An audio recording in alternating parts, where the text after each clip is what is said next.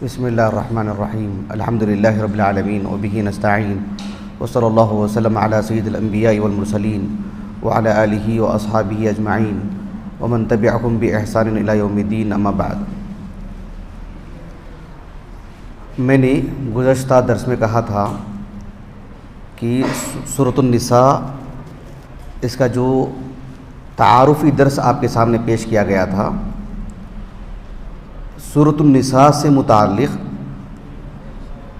ایک مثال جس میں ہمارے لیے واضح و نصیحت کی بات ہو، ہماری فلاح اور بہبودی کی بات ہو، وہ اس نشست میں ذکر کروں گا انشاءاللہ۔ سورۃ النساء کی آیت نمبر 127 120 اس میں اللہ رب العالمین نے ارشاد فرمایا وَيَسْتَفْتُونَكَ فِي النِّسَاءِ قُلِ اللَّهُ يُفْتِيكُمْ فِيهِنَّ وَمَا يُتْلَى عَلَيْكُمْ فِي الْكِتَابِ۔ یہ جو آیت کریمہ ہے اسے میں مکمل آگے پڑھوں گا انشاءاللہ۔ اس آیت کریمہ کا جو نمبر ہے 127 ہے۔ اس سے پہلی والی جو 126 آیات ہیں اس میں اللہ رب العالمین نے انسان کی زندگی کا جو آغاز ہے، پھر اللہ رب العالمین نے انسان کی زندگی کے آغاز کو بتانے کے بعد ایک خاندان کا جو آغاز ہوتا ہے، ایک گھر کا جو آغاز ہوتا ہے، پھر اس پر گفتگو اللہ رب العالمین نے فرمایا۔ گھر جو مستحکم ہوتا ہے اس میں کئی امور ہیں۔ ایک معاملہ آتا ہے مالیات کا، ایک معاملہ آتا ہے حجاب کا، ایک معاملہ آتا ہے حقوق کا، پھر ان سب مسائل پر گفتگو ہوئی۔ پھر اس کے بعد اللہ سبحانہ و تعالیٰ نے بحیثیت مسلمان زندگی کے لیے اس کا عقیدہ درست ہو، اس کی نمازیں درست ہوں، ایمانیات کے معاملے میں وہ ٹھیک ٹھاک ہو، اللہ سبحانہ و تعالیٰ کی کتاب قرآن مجید اور سنت رسول کی طرف ہر معاملے میں رجوع کرے، اللہ کے دین کی سربلندی کے لیے ہمیشہ پہل کرے، آگے بڑھے، اسلام کو ہر پہلو اسے استحکام کے لیے قربانی دے۔ یہ سب گفتگو ہونے کے بعد اللہ سبحانہ و تعالیٰ نے پھر جو اصل مسئلہ تھا النساء، اس کے متعلق اللہ رب العالمین نے توجہ دلائی۔ یہ ایک پس منظر ہے اس آیت کریمہ سے پہلے کی 126 آیت کا، جسے میں نے نہایت اختصار سے آپ کے سامنے رکھا ہے۔ یہ جو آیت نمبر 127 ہے، اللہ رب العالمین نے فرمایا وَيَسْتَفْتُونَكَ فِي النِّسَاءِ قُلِ اللَّهُ يُفْتِيكُمْ فِيهِنَّ وَمَا يُتْلَى عَلَيْكُمْ فِي الْكِتَابِ فِي يَتَامَى النِّسَاءِ اللَّتِي لَا تُؤْتُونَهُنَّ مَا كُتِبَ لَهُنَّ وَتَرْغَبُونَ أَن تَنكِحُوهُنَّ وَالْمُسْتَضْعَفِينَ مِنَ الْوِلْدَانِ وَأَن تَقُومُوا لِلْيَتَامَى بِالْقِسْطِ وَمَا تَفْعَلُوا مِنْ خَيْرٍ فَإِنَّ اللَّهَ كَانَ بِهِ عَلِيمًا۔ اس آیت کریمہ سے متعلق دو تین باتیں آپ کے سامنے رکھوں گا۔ پہلی بات یہ ہے کہ اس آیت کریمہ کا ایک عام معنی مفہوم، اس کا ایک اجمالی تعارف، اس کا ایک پس منظر، اس کا ایک سبب نزول وہ سامنے رکھیں گے تو بات سمجھ میں آئے گی۔ اللہ رب العالمین نے اس آیت کریمہ میں بیان فرمایا کہ اے اللہ کے رسول، صحابہ آپ سے عورتوں سے متعلق سوال کرتے ہیں، عورتوں کے حقوق سے متعلق پوچھتے ہیں۔ آپ کہہ دیجئے کہ اللہ رب العالمین خود عورتوں سے متعلق گفتگو فرماتے ہیں کہ ان کے کیا حقوق ہیں، ان کی قدر و منزلت کیا ہے، ان کے احساسات کیا ہیں، ان کے دل کے ارادے کیا ہیں، وہ کیا طلب کرتے ہیں اپنے شوہروں سے۔ اللہ سبحانہ و تعالیٰ عورتوں کی جب بات آتی ہے تو صرف عام عورتوں پر گفتگو نہیں فرمائے۔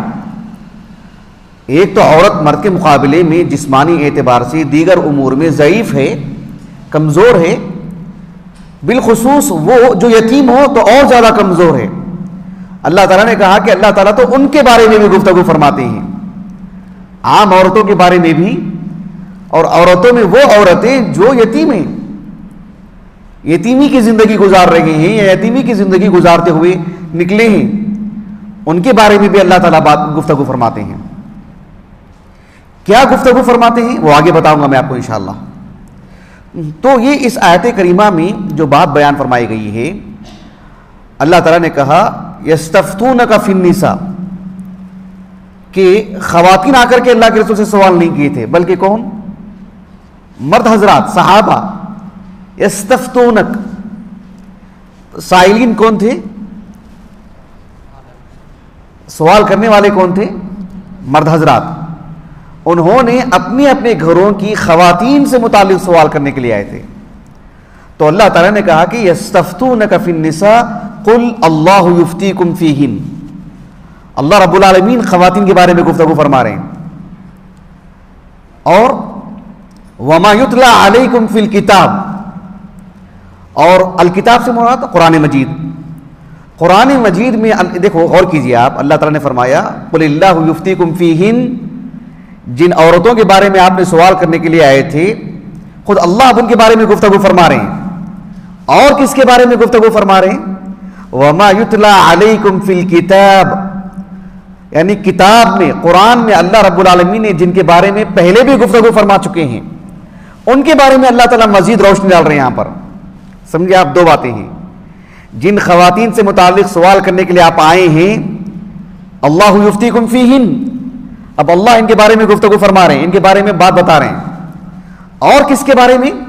وما یتلی علیکم فی الکتاب، وما یتلی علیکم فی الکتاب فی یتامی النساء، عورتوں میں جو یتیم لڑکیاں ہیں جن سے متعلق کتاب میں، قرآن میں گفتگو ہو چکی ہے، یہاں دوبارہ اللہ تعالیٰ ان سے متعلق گفتگو فرما رہے ہیں۔ سمجھے آپ اس بات کو؟ یعنی یتیم لڑکیوں سے متعلق گفتگو ہو چکی ہے، اللہ کہہ رہے ہیں، اب مزید اللہ تعالیٰ یہاں پر گفتگو فرما رہے ہیں۔ جب اللہ تعالیٰ نے کہا کہ یتیم لڑکیوں سے متعلق جن کے بارے میں گفتگو ہو چکی ہے پہلے، کون سی آیت ہے وہ جو اسی صورت میں ہوئی ہے؟ ان کو بھی انعام انشاءاللہ۔ اللہ تعالیٰ خود کہہ رہے ہیں نا، آپ نے دیکھا ہوگا نا، علماء کی جب کتابیں پڑھتے ہیں آپ، ایک عالم دین کسی آیت کی تفسیر کرتے ہیں، حدیث کی شرح کرتے ہیں، کسی مسئلے سے متعلق لکھتے ہیں یا درس دیتے ہیں، تو کیا کہتے ہیں؟ ہم نے وہاں لکھ چکے ہیں نا، ہم وہاں بتا چکے ہیں نا، یا ہماری ایک کتاب ہے جس میں ہم نے تفصیل سے گفتگو کر چکے ہیں نا، کہتے ہی نہیں اسے۔ ہم نے فلاں درس میں بات بتا چکے ہیں، حوالہ دیتے ہی نہیں۔ یہ اللہ کی سنت ہے، علماء نے یہیں سے لیا ہے اس کو۔ اللہ تعالیٰ نے کہا کہ تم جن عورتوں کے بارے میں پوچھنے آئے ہو، ان سے متعلق تو اللہ گفتگو کرنے والے ہی ہیں، مزید اللہ تعالیٰ ان عورتوں کے بارے میں بھی گفتگو کر رہے ہیں جو کہ عام یتیم لڑکیاں ہیں، جن سے متعلق پہلے بھی گفتگو ہو چکی ہے۔ وما یتلی علیکم فی الکتاب، جن سے متعلق تلاوت ہو چکی ہے، بیان کیا جا چکا ہے، اور وہ اسی صورت میں ہے۔ کون سی آیت ہے؟ کوئی بتا سکتے ہیں؟ کون سی آیت کریمہ ہے؟ وآتوا الیتامی اموالہم، کون سی آیت کریمہ ہے؟ سورۃ النساء کی دوسری آیت کریمہ۔ کون سی؟ سورۃ النساء کی دوسری آیت کریمہ۔ فَإِنْ خِفْتُمْ أَلَّا تُقْسِطُوا فِي الْيَتَامَى فَانكِحُوا مَا طَابَ لَكُم مِّنَ النِّسَاءِ مَثْنَىٰ وَثُلَاثَ وَرُبَاعَ فَإِنْ خِفْتُمْ أَلَّا تَعْدِلُوا فَوَاحِدَةً أَوْ مَا مَلَكَتْ أَيْمَانُكُمْ ذَلِكَ أَدْنَىٰ أَلَّا تَعُولُوا۔ سورۃ النساء کے آغاز میں اللہ نے یہاں بتا چکے ہیں، اس کے بعد تقریباً 125 آیتیں گزر گئی نا، سبق دوبارہ یاد دلایا جا رہا ہے یتیم لڑکیوں سے متعلق۔ سبحان اللہ۔ تو اللہ تعالیٰ نے کہا کہ وما یتلی علیکم فی الکتاب، یہ بات کس نے کہی کہ اس آیت کریمہ میں وما یتلی علیکم فی الکتاب سے مراد وہی آیت ہے؟ یہ بات ام المومنین عائشہ نے کہا رضی اللہ عنہا۔ ایک حدیث ہے متفق علیہ، صحیح بخاری میں کئی مقامات پر ہے، کتاب الشریکہ میں بھی ہے۔ کتاب الشریکہ میں باب شریکۃ الیتیم و اہل المیراث، اس عنوان کے تحت امام بخاری رحمہ اللہ ایک حدیث لائے ہیں۔ اور صحیح مسلم میں کتاب التفسیر بہت مختصر ہے، لیکن اس میں یہ حدیث ہے کتاب التفسیر میں۔ ام المومنین عائشہ رضی اللہ عنہا سے ان کے بھانجے، ان کے شاگرد اور ان کے علم پر گہری نظر رکھنے والے خاص تلمیذ عروہ بن زبیر رحمہ اللہ. جانتے ہیں عروہ بن زبیر کا نام سنا آپ نے؟ زبیر بن عوام ان کے بیٹے ہیں نا. ام المؤمنین عائشہ رضی اللہ عنہا کے بھتیجے ہی. تو کس کے بیٹے ہوئی؟ ان کی ماں کون ہے؟ اسما بنت ابی بکر صدیق رضی اللہ عنہما. عروہ بن زبیر رحمہ اللہ کہتے ہیں ام المؤمنین عائشہ رضی اللہ عنہا کی جتنی بھی روایات ہیں، ان کا جتنا بھی علم ہے، میں نے الحمدللہ سب کچھ پڑھ لیا ہے، کوئی چیز خارج نہیں ہے. سبحان اللہ، کتنی بڑی بات ہے، کتنے خاص تلمیذ ہیں ان کے. شرف کی بات ہے، اعزاز اور سعادت کی بات ہے. تو عروہ بن زبیر رحمہ اللہ نے اپنی خالہ سے اس آیت کریمہ سے متعلق سوال کیا تو آپ نے تفصیل سے بتائے. ہوتا کیا تھا، عربوں کے پاس اللہ کے رسول صلی اللہ علیہ وسلم کی جب نبوت ملی نا، اس سے پہلے عربوں میں ایک عجیب سا مزاج تھا. شروع میں کچھ صحابہ میں بھی ایسے تھا. اسلام نے اللہ کے رسول نے تربیت کی ان کی، یہ سب چیزیں ختم ہو گئی. کیا ہوتا تھا کہ ایک شخص جس کے ماتحت یتیم لڑکیاں ہوتی تھیں، کیسے ظلم ہوتا تھا. دیکھو ان پر ہوتا تھا نہیں، آج بھی ہو رہا ہے گھروں میں، آج بھی ہو رہا ہے طرح طرح سے، یتیم لڑکیوں پر، عام لڑکیوں پر، بہنوں پر وغیرہ وغیرہ. کہ خاص طور پر یتیم لڑکیوں پر جو ظلم ہوتا تھا اس کی نوعیت یہ تھی کہ یتیم لڑکی اگر خوبصورت ہوتی اور اس کا ولی سمجھتا کہ یہ میری ہی شادی میں آئے، میری زوجیت میں رہے، تو اسے کسی طور پر بھی اپنی زوجیت میں لے لیتا، اسے مہر دیتا نہیں تھا، اس کو مہر نہیں دیتا تھا، اور اس پر کسی طرح کا کوئی معاملہ نہیں، اس کا جتنا پیسہ ہوتا سب اپنے پاس رکھ لیتا. یہ بھی ایک طرح کا ظلم. ایک ظلم ایسا بھی ہوتا کہ لڑکی اگر پسند نہیں آتی، یتیم لڑکی، وہ نہیں چاہتا کہ وہ میری زوجیت میں آئے، تو دوسروں سے شادی کرنے بھی دیتا نہیں تھا اگر اس کے پاس پیسے ہوتے تو.